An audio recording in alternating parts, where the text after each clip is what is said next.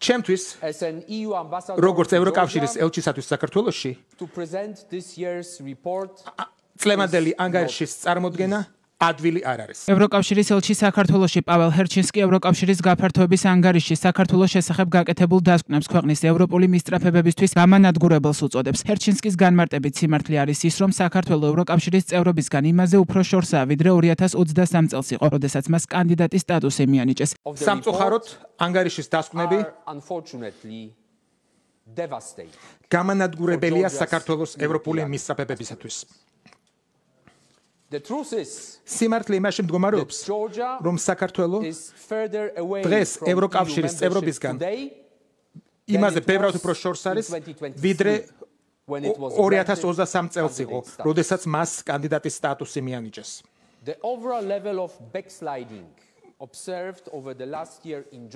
ბოლო წლის განმავლობაში საქართველოში უკუსვლის დონე აბსოლუტურად უპრეცედენტოა და მე ამას ვამბობ ციტირებს სწორედ იმ წარმომადგენლებს, რომელთაც ჩემამდე ილაპარაკეს კაიალკალასმა და კულოსმა. ბოლო 12 თვის განმავლობაში სერიოზული უკუსვლა იყო გაფართოების ფუნდამენტურ პრინციპებთან დაკავშირებით, ასევე კანდიდატის სტატუსის მინიჭებასთან კომისიის რეკომენდაციებში. ჰერჩინსკი ყურადღებას ამახვილებს ბოლო დროს საქართველოში მიღებულ საკანონმდებლო ცვლილებებზე და ამბობს, რომ მათ სასამართლოს დამოუკიდებლობას ძირი გამოუთხარეს. მისივე თქმით, სისტემურმა რეპრესიულმა ქმედებებმა სამოქალაქო სივრცესა და მედიის დამოუკიდებლობას ზიანი მიაყენა. ჩვენ ვიხილეთ კანონის უზენაესობის, სწრაფი რღვევის და ფუნდამენტური უფლებების მკაცრი შეზღუდვები.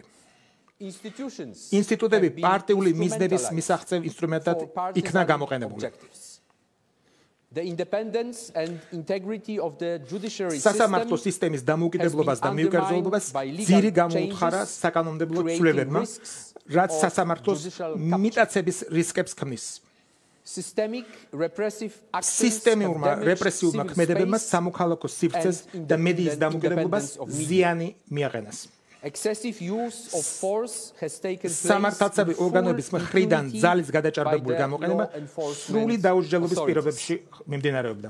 ევროკავშირის ელჩმა პრესკონფერენციაზე ქართული ოცნების მთავრობის წევრების მხრიდან ევროკავშირის შესახებ გაკეთებული განცხადებებით შეაფასა და მათ დეზინფორმაციული უწოდა. ჰერჩინსკის თქმით, მსგავსი განცხადებები მიუღებელია. ევროკავშირის წინააღმდეგ მიმართული მტრული რიტორიკა, დეზინფორმაცია და შეთქმულების თეორიები პერიოდულად ვრცელდებოდა საქართველოს ხელისუფლების მიერ და მისი მიზანი იყო ევროკავშირის საქართველოს ურთიერთობების ძირის გამოთხრა.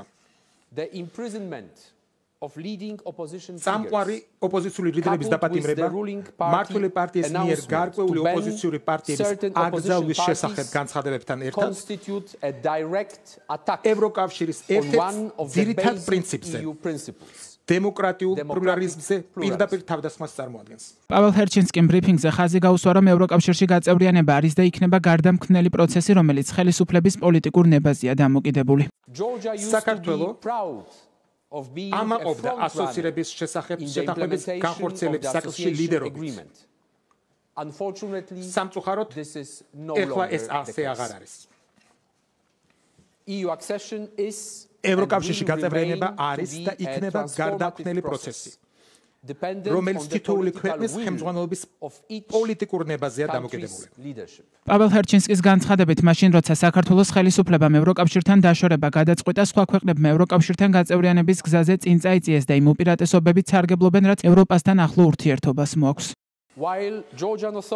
მაშინ, როდესაც საქართველოს ხელისუფლებამ ევროკავშირისგან დაშორება აირჩია, სხვა კანდიდატმა ქვეყნებმა რეფორმებისა და გაწევრიანების პროცესებში წინ წაიწიეს.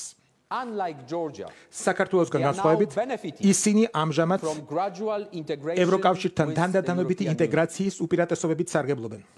სამწუხაროდ, ხელისუფლების მიერ არჩეული ტრაექტორის გამო საქართველოს მოსახლეობას და ბიზნესს სხვა მრავალ საკითხთან ერთად აკლდება ქვეყნის მოდერნიზაციისთვის საჭირო თანხები.